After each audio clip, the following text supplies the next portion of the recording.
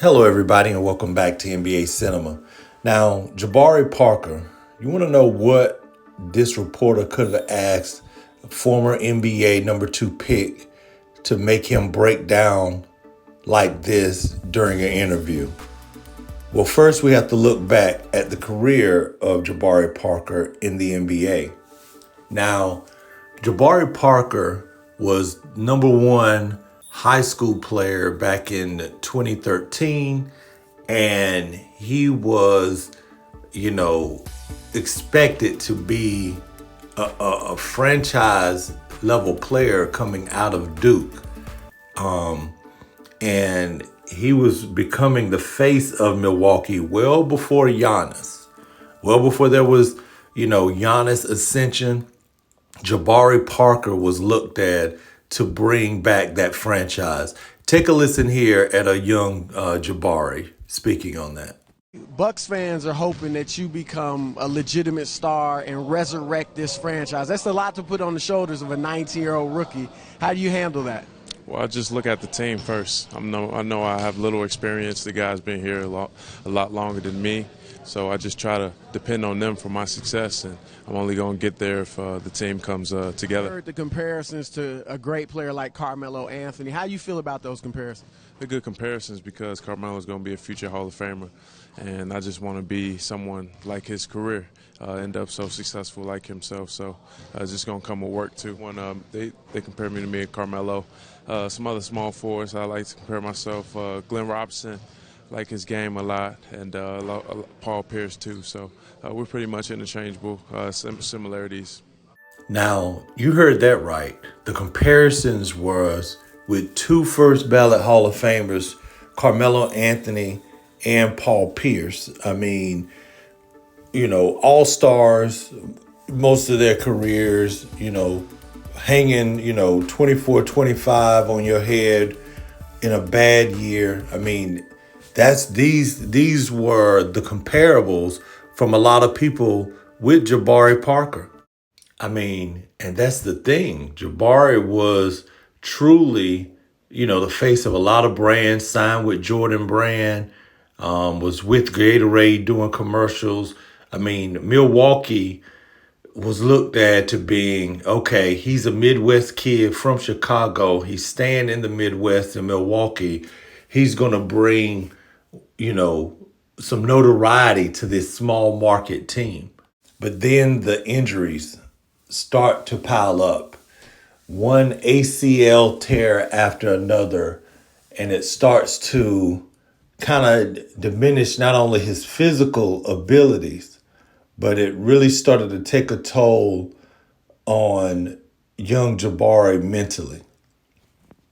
Jabari, do you have a sense of how this rehab recovery process is going to be like? If it's going to be more arduous than the first time? What do you have to go through? No, it's going to be fun, to tell you the truth. I love challenges.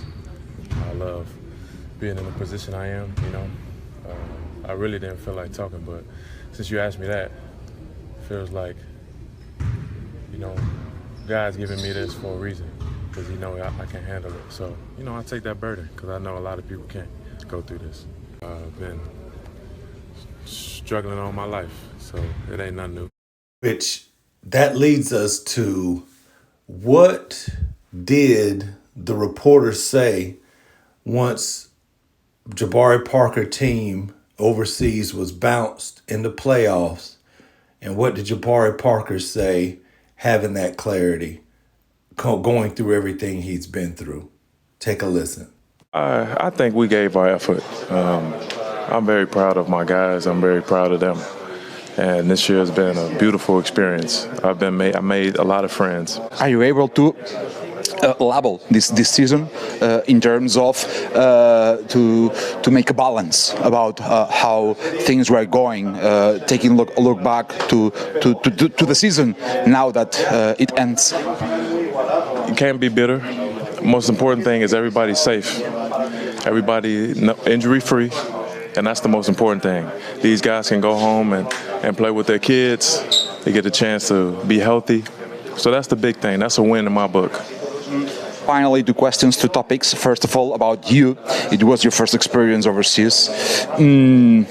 Well, globally, one thought, one statement about this first year outside United States. Yeah, In terms of basketball and in terms of life.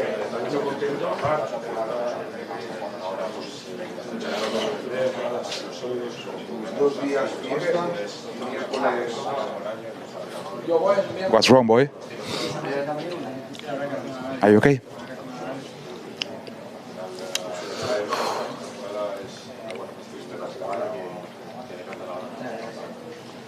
Do you want to stop?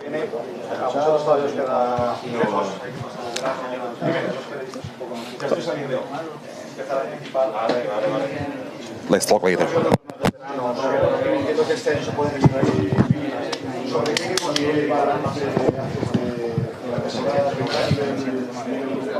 Man, I'll be honest, that's tough. I hate to see that, because a lot of people, had high hopes for Jabari Parker's NBA career. And very few people will see the strength in him actually going through those career-ending injuries, not once, but on multiple occasions, having major surgeries, still able to play professional ball, albeit not in the NBA, but overseas. And he's talking about the friendships, the appreciation. One thing he said, yeah, we lost the playoff game, but we gave our effort. And the most important thing to him, and it was important for him to say this, was everybody gets to go home and play with their kids healthy. Nobody on the team in the season on an injury list, or where they have to have off-season surgery, that had to hit home specifically for him. Because again, he was the Milwaukee Bucks franchise savior, okay? He did a lot in his local community, probably still does back in Chicago.